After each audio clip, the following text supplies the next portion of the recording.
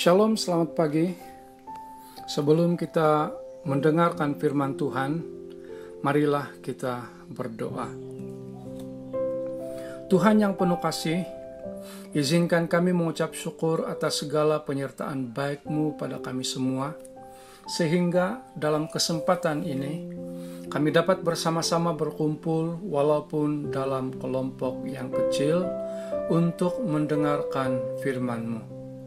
Biarlah di dalam perkumpulan ini kami mengetahui apa yang menjadi isi hati Tuhan bagi kami, sehingga firman-Mu menjadi berkat di dalam hidup kami dan dapat menjadi petunjuk kemana kami akan melangkah seterusnya. Kiranya setiap ucapan perkataan dari-Mu yang akan disampaikan oleh hamba-Mu ini menjadi penerang bagi kami, dan bimbinglah kami untuk menjadi pendengar yang baik. Amin. Saudaraku di dalam Tuhan Yesus Kristus, tema kita pada hari ini adalah kasih Allah mengatasi segalanya.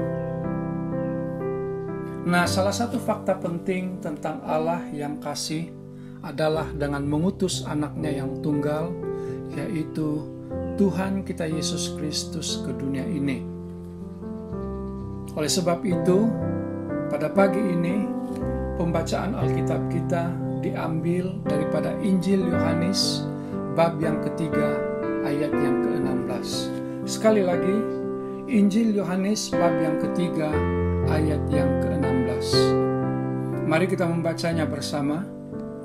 Karena begitu besar kasih Allah akan dunia ini, sehingga Ia telah mengaruniakan anaknya yang tunggal, supaya setiap orang yang percaya kepadanya tidak binasa, melainkan beroleh hidup yang kekal.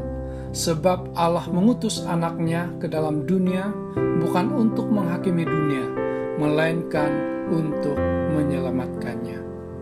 Amin. Saudaraku yang kekasih di dalam Tuhan Yesus Kristus, berdasarkan pembacaan kita sebentar tadi, ukuran kasih Allah itu tidak terhingga. Dikatakan, begitu besar kasih Allah. Artinya, kasih Allah itu sempurna, mengatasi ruang, waktu, dan tempat, bahkan mengatasi kegagalan manusia untuk mentaati perintah-perintah Tuhan. Pertanyaannya adalah, mengapa demikian? Karena kasih kita itu tidak sempurna, terbatas dalam ruang, waktu, dan tempat, sehingga tidak dapat dijadikan satu landasan untuk mengukur kedalaman kasih kita kepada orang lain. Maksudnya, hanya kasih Allah sajalah yang dapat menjadi nilai terbesar yang mendorong kita untuk mengasihi, karena hanya Allah yang sanggup mengasihi dengan kasih yang sempurna, mengatasi dosa dan kejahatan kita. Saudaraku di dalam Tuhan Yesus Kristus, Allah tidak mengasihi dalam ruang yang hampa, kosong, dan tidak ada apa-apa. Allah punya sasaran, Allah punya objek untuk menyatakan kasih-Nya yang sempurna itu. Sasaran kasih Allah adalah dunia ini.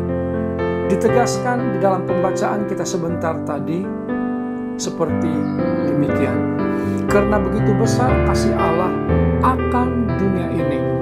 Saudara, kata dunia di sini merujuk pada keseluruhan ciptaan Allah dan juga merujuk kepada manusia berdosa.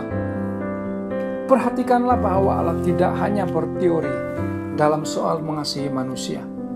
Allah membuktikan kasih-Nya dengan hadirnya Yesus Kristus ke dunia ini. Yesus menjadi manusia merupakan klimaks ataupun kemuncak kasih Allah kepada manusia. Firman Tuhan dalam Yohanes 1 ayat yang ke-14 berkata, firman itu telah menjadi manusia dan diam di antara kita, dan kita telah melihat kemuliaannya, yaitu kemuliaan yang diberikan kepadanya sebagai anak tunggal Bapa, penuh kasih karunia dan kebenaran. Saudara, di dalam Tuhan Yesus Kristus, Kasih Allah tidak memandang sesuatu seperti cara dunia memandang. Kasih-Nya mengatasi standar rupa, harta, kedudukan, status sosial, keadaan, perbezaan, dan sebagainya. Karena itu, kasih Allah berada di atas segala-galanya. Saudara, ingatlah bahwa kasih Allah dapat meruntuhkan ego dan juga menghentikan permusuhan. Kasih Allah juga dapat mengatasi perbezaan dan menyatukan hati. Kasih Allah juga melepaskan dendam dan membawa perdamaian. Oleh itu, kasih Allah mampu mengatasi berbagai masalah yang sedang terjadi di dunia ini.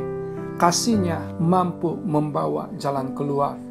Saudara, karena kasih Allah, maka seseorang rela melepaskan apa yang dia miliki dan menerima bagaimanapun keadaan orang yang dikasihinya.